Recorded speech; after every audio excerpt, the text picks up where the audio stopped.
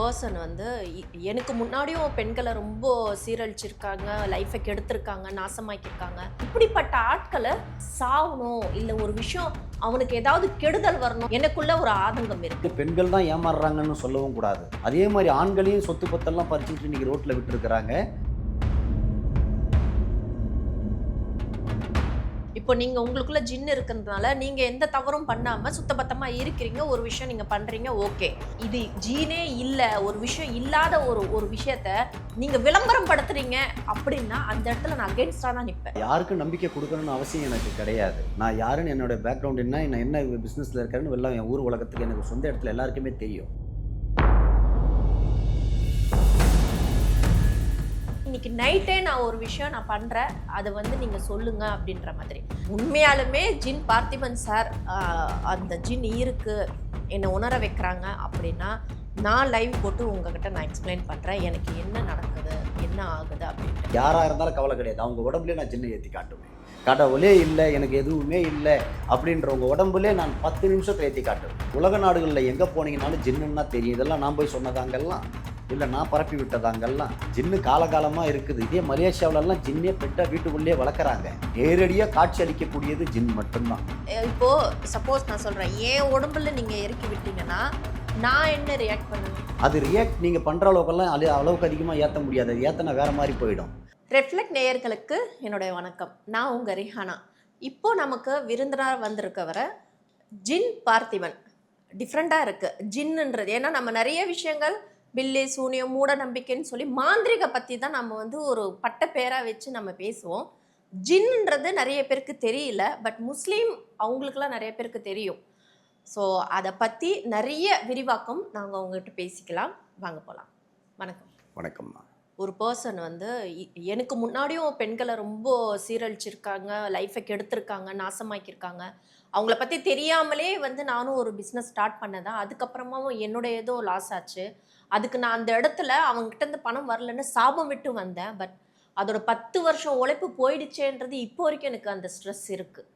So எனக்கு அப்புறமா கூட பெண்களை ரொம்ப பண்ணிக்கிட்டு தான் இருக்காங்க, யூஸ் பண்ணிட்டு தான் இருக்காங்க. இப்படிப்பட்ட ஆட்களை சட்டம் ஒன்றும் பண்ண முடியல. இன்ஃப்ளூயன்ஸ் இருக்குது, கான்டாக்ட் இருக்குது, கொஞ்சம் பணம் பலம் இருக்கிறதுனால அப்படியே அதை கிராஸ் ஆகி போயிடுறாங்க.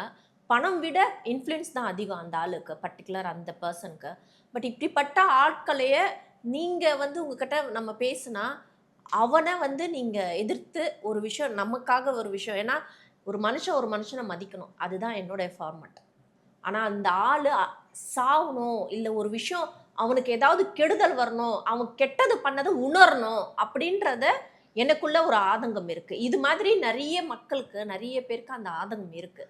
இது கெட்டது, இது நல்லது, ஒருத்தனை வந்து நம்ம கை கால் விளங்க வைக்காம படுக்க வைக்கிறது நல்ல விஷயம் இல்லைன்றது மேற்பார்வை தான் இருக்கும். பட் நம்ம அடிப்பட்டாதானே நமக்கு தெரியும். நீங்கள் எனக்கு அடிச்சிங்கன்னா மறுநாள் அந்த வலி போயிடுச்சுன்னா அது கடந்து போயிடுவோம். ஆனால் எழுந்துக்க முடியாத அளவுக்கு நம்மளை வந்து அடிச்சிட்டாங்கன்னு வச்சுக்கோங்களேன், அந்த இடத்துல நீங்கள் சொல்கிற மாதிரி தான். ஒருத்தவங்களுக்கு ஒரு தேவை இருக்குன்னா அந்த தேவையை நான் பூர்த்தி பண்ணுவேன். இப்போ நான் தப்பு பண்ணிட்டு உங்ககிட்ட வந்து நியாயம் கேட்டால் நீங்கள் பண்ணுவீங்களா? நீங்கள் கண்டுபிடிப்பீங்களா? கண்டிப்பாக கண்டுபிடிச்சி தான் செய்வோம் நாங்கள். இதே மாதிரி இப்போ நீங்கள் சொன்னீங்கல்ல, உங்களுக்கு மட்டும் இல்லை, நான் ஆக்டரில் இருந்து நான் சாதாரண ஒரு கூலி தொழிலுக்கு போகிற ஒரு பெண்கிட்ட இருந்து அதே மாதிரி பெண்கள் தான் ஏமாறுறாங்கன்னு சொல்லவும் கூடாது. நிறைய இடத்துல ஆண்களும், எல்லா பெண்களும் தப்பானவங்க கிடையாது, எல்லா ஆண்களும் தப்பானவங்க கிடையாது. அதே மாதிரி ஆண்களையும் சொத்து பத்தெல்லாம் பறிச்சுக்கிட்டு இன்றைக்கி ரோட்டில் விட்டுருக்குறாங்க. சில பெண்களை இப்போ நீங்கள் பெண்களில் சொல்கிறீங்க, ஒரு உங்கள் துறையில் நீங்கள் சொல்கிறீங்க, இதே இங்கே சினிமா துறையிலையும் நான் பார்த்துட்ருக்கிறேன். அதே மாதிரி வந்து திருப்பூரில் ஒரு பொண்ணு வேலை செய்கிறது, மாதம் 10,000 சம்பளத்துக்கு. அந்த பெண்ணு சம்பாதிக்கிறத கூட பிடிங்கின்னு எல்லாம் ஏமாற்றிட்டு வேற ஒரு கல்யாணம் பண்ணிட்டு போகிறோன்னு நான் பார்த்துட்டு தான் இருக்கிறேன். நடுத்தரத்துலேருந்து ஹை லெவல்லேருந்து லோ லெவல்லேருந்து எல்லாம் பார்த்துட்டு தான் இருக்கிறேன். அதோட வேதனை வலி என்னன்னு கேட்டிங்கன்னா, அந்த ஊரில் திருப்பூர்லேருந்து புறப்பட்டு வர்றதுக்கு என் ஊர் வர்றதுக்கு 6 மணி நேரம் ஆகும் ட்ராவல். அந்த ஒன்று சனிக்கிழமை சம்பளம் வாங்கிட்டு வேலையை முடிச்சுட்டு கிளம்பி வருது. நைட் என்ன நேரத்துக்கு வரும்னு தெரியல, நைட்டு 2 மணிக்கு வந்து இறங்குது. நான் அப்புறம் ராத்திரி 2 மணிக்கு எனக்கு ஃபோன் போடுது, நான் ஓடுறேன், நானே கார் எடுத்துகிட்டு போனேன், டிரைவர்லாம் எல்லாம் போயிட்டாங்க வீட்டுக்கு. ஏம்மா போய் திட்டுற, உனக்கு அறிவு இல்லையா, ராவில் வந்து வரையே, இந்த நேரத்துக்கு உனக்கு ஏதாவது ஒன்று ஆயிடுச்சுன்னா என்னம்மா பண்ணுவேன்னு கேட்டால் அந்த பொண்ணோட பேச்சே வரல, கண்ணீர் தான் பார்க்க முடியுது, அந்த அளவுக்கு மன வலி. ஆனால் நான் செத்து போனாலும் பரவாயில்லை, அவனை விடக்கூடாது, சரிங்களா? அப்போ எந்த அளவுக்கு தான் உயிர் மேலே கூட இல்லாமல் அவனை விடக்கூடாதுன்ற ஒரு தெரியாத இடத்துக்கு, ஒரு ஊருக்கு வெளிப்படையாக வருது அந்த பொண்ணு நடந்து. அவ்வளோ நைட்டுக்கு வருதுன்னா அதில் எவ்வளோ மனசுக்குள்ளே எவ்வளோ வேதனை இருக்கும். அந்த பொண்ணுக்கு கேட்க யாருமே கிடையாது. அப்போ அந்த மாதிரி நேரில் அந்த மாதிரி ஆளுங்களை நீங்கள் என்ன பண்ணுவீங்க? விட்டு ஹெல்ப் பண்ணணும். வைக்கலாமா? அதை வந்து அந்த மாதிரிலாம் செய்யறதுக்கு பேர் பாவம் கிடையாது. அதுக்காக என்ன தண்டனை வந்தாலும் நான் ஏற்றுக்க உங்களுக்கு தயார். அது புண்ணியம் தான். புண்ணியம். சரி. இப்படிப்பட்ட ஒரு ஆள வந்து ஒரு பொண்ண ஏமாத்துறாங்க, 2 பொண்ணு அது தப்பு. இப்போ ஹியூமன்னா தப்பு பண்ற குணம் இருக்கத்தான் செய்யும். யாருமே வந்து தெய்வம் கிடையாது. இந்த கடவுளு, சக்தி அந்த மாதிரி இல்ல. இப்போ நீங்க உங்களுக்குள்ள ஜின் இருக்கிறதுனால, நீங்க எந்த தவறும் பண்ணாம சுத்தபத்தமா இருக்கிறீங்க. ஒரு விஷயம் நீங்க பண்றீங்க, ஓகே. இதுவே மனுஷனாகிய நாம எல்லாருமே வந்து ஒரு தப்பு செய்ய தான் செய்வோம். பொய் பேச தான் செய்வோம். எல்லா விஷயங்களும் நமக்குள்ள இருக்கும். கெட்ட கெட்ட எண்ணங்கள், கெட்ட புத்திகள், கெட்ட கேரக்டர் எல்லாமே இருக்கும். இப்ப எனக்கு பிடிச்சது மத்தவங்களுக்கு பிடிக்கணும்னு அவசியமே கிடையாது இல்லையா? ஸோ அப்படிப்பட்ட ஆட்கள நான் சொல்றேன். ஹியூமன்னா தப்பு பண்ண தான் செய்வான். அந்த தப்ப ரிப்பீட்டடா பண்ணும்போது ஒருத்தவங்கள பாதிக்கிறதோ, ஒருத்தவங்கள நாசமாக்குறதோ, அந்த விஷயம் பண்ணா அவன் அரக்கன். மனுஷன் கிடையாது. அந்த அரக்கன நிஜமாலே நீங்க வந்து அதுக்கு கூலி நீங்க குடுக்குறீங்க. கடவுளுக்கு நிகரா நின்னு அந்த ஜீன் குடுக்குது அப்படின்னா, நான் இது ரொம்ப நான் வரவேற்கிறேன். சப்போஸ் இது ஜீனே இல்ல, ஒரு விஷயம் இல்லாத ஒரு ஒரு விஷயத்த நீங்க விளம்பரம் படுத்துறீங்க அப்படின்னா, அந்த இடத்துல நான் அகைன்ஸ்டா தான் நிப்பேன். ஸோ மக்களுக்கு வந்து நீங்க சொல்லி தான் எங்களுக்கு தெரியும். அந்த பொண்ணு வரா, ஆட்டோல வரா, வந்தா பேசுனா, கொன்னா, நாங்க 1000 கணக்குல நான் பார்த்தேன், கொன்னேன், வச்சேன், செய்றேன்னு நீங்க சொல்றீங்க. ரைட். நீங்க சொல்றீங்க, நாங்க கேட்கிறோம். மக்களும் கேட்கறாங்க. அவங்களுக்கு எப்படி நீங்க நம்பிக்கை தருவீங்க? கண்டிப்பா. யாருக்கும் நம்பிக்கை குடுக்கணும்னு அவசியம் எனக்கு கிடையாது. ம். நான் யாருன்னு, என்னோட பேக்ரவுண்ட் என்ன, நான் என்ன பிசினஸ்ல இருக்கேன்னு எல்லாம் என் ஊர் உலகத்துக்கு, எனக்கு சொந்த இடத்துல எல்லாருக்குமே தெரியும். நானும் வந்து நெறைய பேருக்கு இன்டர்வியூ எடுத்திருக்கேன். எனக்குள்ள ஒரு மந்திரம் தந்திரங்கள் இருக்கு, சக்திகள் இருக்கு, அது இருக்கு, இது இருக்குன்னு சொல்றாங்க தவிர, எந்த நேரத்திலயும் வந்து ஆன் தி ஸ்பாட் நீங்க சொன்ன பதில் யாருமே எனக்கு சொன்னது கிடையாது.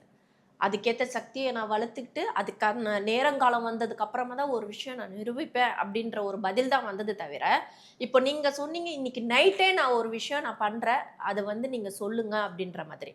லைவ்ல காமிக்கலான்னு கூட நேயர்களே நான் இத எந்த என்னைய பத்தி நெறைய பேருக்கு தெரியும். நான் எதுக்குமே அடங்காத ஆளு. எப்படியாப்பட்ட ஆள் இருந்தாலும் நான் பயப்பட மாட்டேன். அது அரசியலா இருக்கட்டும், பெரிய பெரிய செலிபிரிட்டியா இருக்கட்டும், பணம் பலம் இருக்கட்டும், ரவுடிசம் பண்றவங்களா இருக்கட்டும். யாரா இருந்தாலும் நான் பயப்படுற ஆள் கிடையாது. பட் நான் பயப்படுறது ஒண்ணு தான் பல்லி, பாம்பு இந்த சின்ன சின்ன பூச்சிங்களுக்கு தான் நான் பயப்படுவேன் தவிர, எந்த இதுக்கும் நான் பயப்படுற ஆள் இல்ல. எந்த ஸ்கிரிப்ட்டுக்கும் நான் போற ஆளும் கிடையாது. உண்மையாலுமே ஜின் பார்த்திபன் சார் அந்த ஜின் இருக்கு, என்ன உணர வைக்கிறாங்க அப்படின்னா, நான் லைவ் போட்டு உங்ககிட்ட நான் எக்ஸ்பிளைன் பண்றேன். எனக்கு என்ன நடக்குது? என்ன ஆகுது? அப்படின்ட்டு. உண்மையாலுமே சார் நீங்க இந்த இந்த கண்டிப்பா. விஷயம் இருந்துச்சுன்னா, கண்டிப்பா நான் அக்செப்ட் பண்றேன். நான் பல ஆண்டுகளா சொல்றது தாங்க இது. ம். இத வந்து கண்மூடித்தனமா நான் வந்து இதுக்கு பேச்சு வார்த்தையால செய்யறது வேலையே கிடையாது. ம். என்கிட்ட வந்து ஒரு பழக்கம் உண்டு. இப்போ நான் வச்சிருக்கிறேன், நான் உங்க எதிர்க்க காமிச்சா தான் அது மேஜிக்கு. எஸ். நான் யார் சொன்னாலும், யார் கிட்ட வேணாலும் நான் அவங்க உடம்புலே ஏத்துறேன்னா, அதுக்கு பேரு, அதுக்கு மேஜிக் கிடையாது. எஸ். சரிங்களா? எஸ். எதுக்கு நான் அப்படி பயந்து நானும் பின்வாங்குறவனோ எனக்கு இதுவரைக்கும் பழக்கமே கிடையாது. ஓகே. ஒண்ணு கேட்கறாங்கன்னா, கேள்விக்கு உண்டான பதில் இல்ல, அது ரிசல்ட்டோட சேர்த்து தரக்கூடியது தான் என்னுடைய பழக்கம். அத வாயால பதில் சொல்லிட்டு இருக்க மாட்டேன். அதுக்கு ஓகே. உண்டான பலாபலன அவங்களுக்கு கண்டிப்பா நான் காட்டிடுவேன். யாரா இருந்தாலும் சரி, எவ்வளோ பெரிய ஆளா இருந்தாலும் சரி, நான் அதுக்கு உண்டான பலன காட்டணும். ஜின் இருக்கா, இல்லையான்னு அத உணர வச்சுட்டு தான் எனக்கோட வேலை. ம். அப்படிதான் காட்டுவேனே தவிர, இல்ல நீங்க இத பண்ணணும், அத பண்ணணும், உங்களுக்கெல்லாம் இது வராது. ஏதோ ஒரு படத்துல வடிவேலு சொல்லுவாரு. எவன் நல்லவனும் இது பொண்டாட்டியா இருந்தா இப்படி போகாத சொல்லுவாரு. அந்த மாரியெல்லாம் என்கிட்ட கிடையாது. யாரா இருந்தாலும், ஏன்னா நீங்க முஸ்லீமா இருங்க, இந்துவா இருங்க, கிறிஸ்டியனா இருங்க. உங்களுக்கும் 2 கை தான், எனக்கும் 2 கை தான். ஆமா. உங்களுக்கும் 2 கண்ணு தான், எனக்கும் 2 கண்ணு தான். ம். வெட்டினா ரத்தம் உங்களுக்கும் தான் வரும், எனக்கும் தான் வரும். ஜின்னுன்றது எல்லாருக்கும் வர வைக்கக்கூடியது தான். ஜின்னு இவங்களுக்கு தான் வரும், அவங்களுக்கு தான் வரும். இது கிடையாது, அப்படிலாம் கிடையாது. யாரையா இருந்தாலும் காப்பாத்தக்கூடியவன் நான். அந்த இடத்துல நான் இருக்கிறேன். அதனால யாரா இருந்தாலும் கவலை கிடையாது. அவங்க உடம்புலயே நான் ஜின்ன ஏத்தி காட்டுவேன்.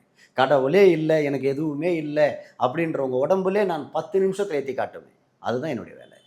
வந்தா என்னெல்லாம் பண்ணுவாங்க? எப்படி அது ரியாக்ட் அவங்க பண்ணுவாங்க? அவங்களுக்கு பொறுத்து தான். ஒரு ஒரு அவங்க உடல்நிலையை பொறுத்து தான். இப்போ ஒரு சிலர் வந்து ஷாக் ஆவறது, ஒரு சின்ன விஷயத்த பார்த்தா டக்குன்னு ஷாக் ஆவாங்க. ஒரு சிலர் பெரிய விஷயத்த கண்டா கூட அசால்ட்டா போவாங்க. அந்த மாரி அவங்க மன தைரியத்த பொறுத்து தான் உண்டு அது. இது எப்படி சொல்றதுன்னா, ஜின்னு இருக்கு, ஜின்ன வச்சு நம்ம செய்யறன்றது இங்க இந்தியாவுல தான் சரிவர தெரியாது. மலேசியா, சிங்கப்பூர், உலக நாடு இந்தோனேஷியா, எல்லா கண்ட்ரிக்கும் உலகம் பூரா தெரியும் இது. அரப் கண்ட்ரி, கிறிஸ்டியன் கண்ட்ரி எல்லா நாட்டுக்கும் தெரியும் ஜின்னுன்னா என்ன பவர்ன்னுட்டு. ஏன்னா இங்க அங்கங்க வழிபாடு, இவங்க அவங்க மதத்த வழிபாட வச்சு இங்கேயே பழக்கி விட்டுட்டாங்க. முன்னோர்கள்லேருந்து அப்படியே பழகுனதால சரிவர தெரியாது. ஆனா உலக நாடுகள்ல எங்க போனீங்கனாலும் ஜின்னுன்னா தெரியும். இதெல்லாம் நான் போய் சொன்னதாங்கல்லாம்? இல்ல நான் பரப்பி விட்டதாங்கல்லாம்? ஒண்ணும் கிடையாது. ஜின்னு காலகாலமா இருக்குது. இதே மலேசியாவுலலாம் ஜின்னே பெட்டா வீட்டுக்குள்ளேயே வளர்க்குறாங்க. அத தான் ம். வணங்குவாங்க. இந்த மாதிரி வெளியே மேல நாடுகள் எல்லாம் நிறைய இடத்துல இதெல்லாம் நிறைய உண்டு. மன்னர் காலத்துல இருந்து ஜின்னை வழிபடுறது, ஜின்னை செய்யறது நிறைய உண்டு. அது இங்கத்தி இடத்துக்கு இந்த நாட்டுக்கு பொறுத்த வரைக்கும் சரி வர தெரியாது. இது வடநாட்டுலலாம் கூட நிறைய ஜின்கள் உண்டு. எல்லாருக்கும் ஜின்னுன்னா என்னன்னு நேரடியா காட்சி அளிக்கக்கூடியது ஜின் மட்டும்தான். இப்போ நீங்க எந்த கடவுளை வணங்கினாலும் அந்த கடவுளை வந்து நான் குறை சொல்ல வரல. எந்த கடவுளையும் நான் தவறா சொல்லல. யார் மனசும் புண்படுத்துற மாதிரி நான் இல்ல. ஆனா ஜின் வந்து அப்படி கிடையாது. நான் சொல்ற ஒரு மந்திரங்கள் 4 வரி தான். அத சொன்னோம்னாவே நம்ம நேரடியாவே காட்சி அளிக்கக்கூடியது. நேரிலே காட்டக்கூடியது. நேரிலே காட்டுவேன். புரியுதுங்களா? ம். இல்லன்றவங்க உடம்புல கூட நான் இறக்கி விடுவேன் அந்த ஜின்ன. என்ன படிச்சிருந்தாலும் சரி, என்ன சைக்காட்ரிஸ்ட் முடிச்சிருந்தாலும் சரி, அவங்களுக்கு எந்த ஒரு இதுவுமே இல்ல, எனக்கு கடவுள் இல்லையே, இது இல்லன்னு நம்பிக்கிறவங்க கூட நான் ஜின் அவங்க உடம்புலயே இறங்கி அவங்க உடம்புலயே நான் ஒரு அந்த இத காட்ட முடியும். இப்போ சப்போஸ் நான் சொல்றேன், என் உடம்புல நீங்க இறக்கி விட்டீங்கன்னா நான் என்ன ரியாக்ட் பண்ணுவேன்? உங்களுக்கு அது தெரியும். அந்த வைப்ரேஷன் உங்களுக்கு கிடைக்கும். அது ரியாக்ட் நீங்க பண்ற அளவுக்கெல்லாம் அளவுக்கு அதிகமா ஏத்த முடியாது. அது ஏத்துனா வேற மாரி போயிடும். ஓகே. உங்களுக்கு அந்த ஜின் இருக்கிறத உணர வச்சிருவேன். அவ்வளவுதான் செய்வேன். அந்த உணர்வு எப்படி இருக்கும்னு தான் அது கேக்குறேன். உங்களுக்கு அது ஏறுனா தான் அது உணர்வு புரியும். இப்ப உணர்வு எப்படி இருக்குன்னு நம்ம சொன்னா புரியாது. அந்த உணர்வு அத படிக்கிறவங்களுக்கு அந்த உணர்வு அவங்களாலே தெரிஞ்சுக்குவாங்க. அவங்க தான் நமக்கு சொல்லணும். ஓ! ஜின் இருக்கிறது ரைட்டுன்னுட்டு. இப்ப நானா சொல்லக்கூடாது.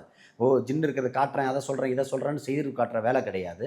ம். அந்த உடம்புல ஏறும்போது அவங்களே அத நமக்கு என்ன பண்ணணும், ஓ! ஜின் இருக்கிறது உண்மைதான்னு அவங்களே சொல்லணும். எப்படி அது படிக்கிறது? அரபிக்ல இருக்கா? Tamil, English something? அது சமஸ்கிருதத்துல இன்னா ஹைதனா கல்கௌசர் சுபகணக்க ஜின்னின் வஸ்லாம் வா அலிமிக்க ரஹ்மான் ஜின் அஸ்மத்துல் ரஹீம் சுபனல்லா ஜின் வஸ்லாம் ஜின் அஸ்மத்துல் வஸ்லாம். எல்லா மொழியிலும் இருக்குது. அது தேவையான மொழியில் நம்ம எடுத்துக்கலாம். நிறைய என்னுடைய கேள்விக்கு ரொம்ப பொறுமையா பதில் சொன்னீங்க. என்னோட பர்சனலா இருந்த சில டவுட்ஸ்லாம் நான் கேட்டேன். மக்களாகிய எல்லாருக்கும் இருக்கிற டவுட்டும் நான் கேட்டேன். இனிமேல் வர டவுட் கண்டிப்பா நான் இன்னொரு நேர்காணல்ல உங்களை நான் சந்திக்கிறேன். கண்டிப்பா. தேங்க்யூ. தேங்க்யூ.